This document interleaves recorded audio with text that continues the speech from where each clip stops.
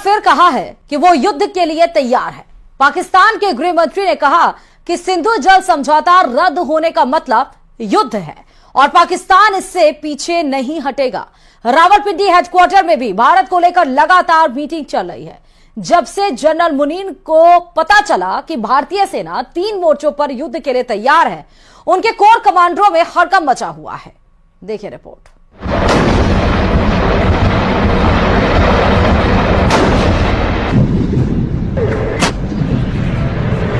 भारत के दुश्मनों को 3 तरफ से घेरा जा रहा है।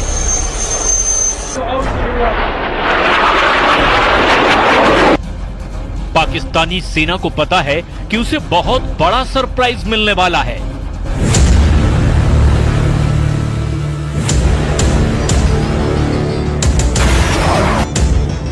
क्योंकि पहलगाम में पाकिस्तान के आतंकियों ने जो किया उसकी माफी नहीं, सजा मिलेगी और वो भी सजाए मौत मिलेगी।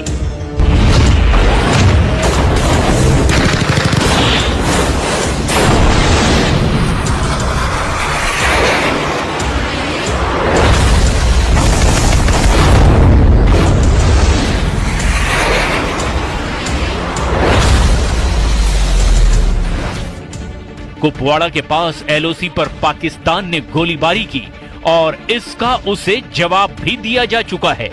रिपोर्ट है कि अगर पाकिस्तान ने 600 गोलियां चलाई तो भारत ने इसके जवाब में 1300 राउंड फायर कर दिए। यानी पाकिस्तान को एलओसी पर जवाब मिलना शुरू हो गया है। पाकिस्तान के हर अटैक के बदले डबल काउंटर अटैक हो रहा है।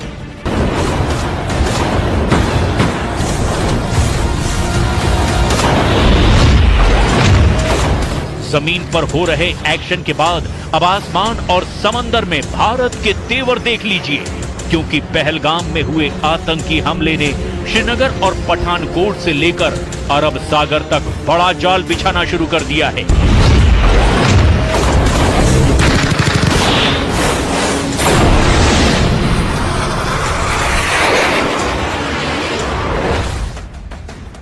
एलओसी से लेकर भारत और पाकिस्तान के बॉर्डर और साथ में अरब सागर तक हाई अलर्ट है।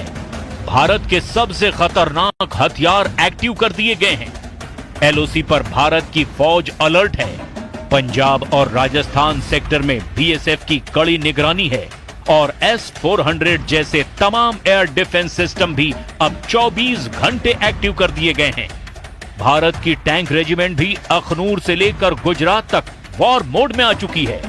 इस वक्त एयरफोर्स में 2 जहाज बहुत एक्टिव हैं और वो हैं सुखोई 30 MKI और राफाल, जो भारत के फ्रंटलाइन फाइटर माने जाते हैं। इन सब के बीच बड़ी खबर यह है कि पाकिस्तान का पहलगाम वाला एजेंडा फेल हो चुका है। नौसेना ने अपनी फायर पावर दिखाकर बता दिया है कि जो पाकिस्तान चाहता है वो कभी नहीं होगा। कि पहलगाम में आतंकी हमला भारत को बांटने की साजिश थी, जो पूरी तरह से नाकाम हो चुकी है। आतंकियों ने देश को बांटने की जो कोशिश की वो 48 घंटे के अंदर ही फेल हो गई।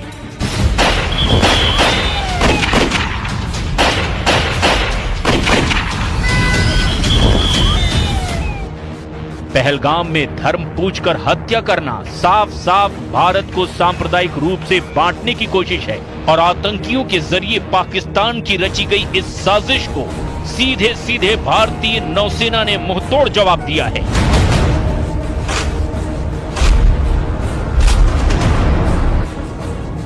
नौसेना की ओर से सोशल मीडिया पर तस्वीरें जारी करके बताया गया कि एकता में शक्ति है। एकता में शक्ति यानी भारत को धर्म के नाम पर बांटने वालों को ऐसा जवाब मिलेगा जिसमें उन्हें तबाह करने का सिग्नल भी है।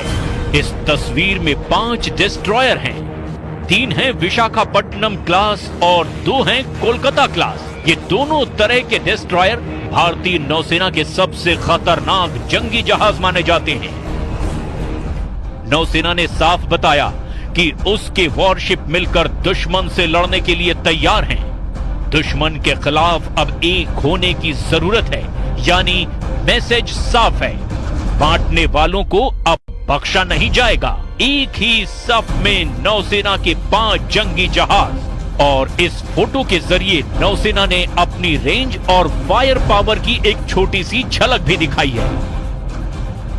पाकिस्तान के खिलाफ नौसेना की क्या तैयारी है, इसे और डिकोड करते हैं। सबसे बाईं ओर है आईएनएस इम्फाल, उसके दाईं ओर की तरफ आईएनएस मोरमुगाओ और उसके बाद लीडशिप आईएनएस विशाखापट्टनम। शुरुआत की ये तीनों जहाज आईएनएस विशाखापट्टनम क्लास के डिस्ट्रॉयर हैं। आईएनएस विशाखापट्टनम के दाईं तरफ है कोलकाता क्लास के आईएनएस चेन्नई और आईएनएस कोच्चि। इन्हीं में से एक यानी विशाखापट्टनम क्लास के जहाज आईएनएस सूरत की फायर पावर का भारत ट्रेलर दिखा चुका है। पहलगाम में हुए आतंकी हमले के 48 घंटे के अंदर ही भारत ने सिग्नल दे दिया था कि वो पाकिस्तान के साथ क्या कर सकता है। पहलगाम से 2000 किलोमीटर दूर भारत ने पाकिस्तान के दिलो दिमाग पर पहला वार तब किया जब MRSAM दागी गई। आईएनएस सूरत से भारत ने MRSAM यानी medium range surface to air missile launch करके बता दिया कि बदला लेने वाला इरादा कितना मजबूत है। 70 किलोमीटर तक आसमानी टारगेट को धमाके के साथ खत्म करने वाली इस मिसाइल ने अरब सागर में बड़ा सिग्नल दिया है। इजराइल के साथ मिलकर बनाई गई इस मिसाइल को आईएनएस सूरत से आजमाया गया, यानी विशाखापट्टनम क्लास का वो डिस्ट्रॉयर जिसके मुकाबले का कोई वॉरशिप पाकिस्तान के पास नहीं है। और पहलगाम में हुए बर्बर आतंकी हमले के बाद देश भर में आक्रोश का माहौल है। भारत के कड़े रुख को देखते हुए पाकिस्तान के हौसले पस्त हैं। पाकिस्तान भारत को युद्ध की धमकी दे रहा है, लेकिन वो ये भूल जाता है कि उसने कई बार भारत के हाथों मुंह की खाई। जोधपुर में प्रदर्शित यह टैंक पाकिस्तान की बुजदिली की जिंदा निशानी है। बनार रोड की तरफ जाने वाली सड़क पर रखा गया है। T-59 टैंक पाकिस्तान की बुजदिली और भारत की सेना की शौर्य का जीता जागता सबूत है।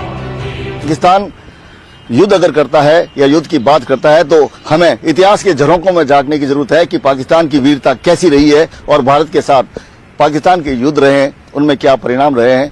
हर युद्ध पाकिस्तान हारा है। आप मेरे पीछे देख सकते हैं, ये एक पाकिस्तानी टैंक है जो 1971 युद्ध के दौरान बुजदिल पाकिस्तान लड़ने आया था भारत से, लेकिन अपने हथियार ही छोड़कर चला गया। और वो हथियार छोड़ के जब भागा तो इन हथियारों को अलग अलग शहरों में प्रदर्शित किया गया। ये पैटर्न टैंक है। तत्कालीन समय में सबसे अत्याधुनिक टैंक जो कहे जाते थे, ये टैंक लेकर पाकिस्तान 1971 के युद्ध में जो मैदान में उतरा था, युद्ध के मैदान में। दरअसल इन टैंक को जोधपुर में लाने का श्रेय सलोड़ी निवासी जोराराम बिश्नोई को जाता है, जिन्होंने 1971 में पाकिस्तान सेना के 10 T-59 टैंक को अपने ट्रैक्टर की मदद से 13 दिन के अंदर युद्ध क्षेत्र से जोधपुर तक पहुंचाया था। युद्ध के बाद इन टैंकों को अलग अलग उद्देश्यों के लिए इस्तेमाल किया गया, जबकि कुछ को सैन्य संग्रहालयों में प्रदर्शित किया गया ताकि लोग युद्ध की स्मृति और भारतीय सैनिकों की बहादुरी को याद रख सके, जो 1971 के युद्ध में पाकिस्तान से जीते गए थे। ये टैंक उस युद्ध में भारतीय सेना की विजय का प्रतीक है। हाँ, बस 1971 में ये छोड़ के चले गए थे। वो कुछ नहीं, गिद्दर बम के है, उससे कुछ नहीं होने वाला है। इंडियन एयरफोर्स बहुत पावरफुल है अभी के टाइम में, विश्व गुरु है भारत, तो वैसे कुछ नहीं है, गिद्दर बम के है। साल 1971 में पाकिस्तान के पास सबसे उन्नत तकनीक के पैटर्न टैंक थे, जिसके दम पर वो। और चलिए इसी के साथ ही इस रिपोर्ट में फिलहाल अभी के लिए इतना ही। बाकी अन्य खबरों के लिए देखते रहिए News 18 राजस्थान।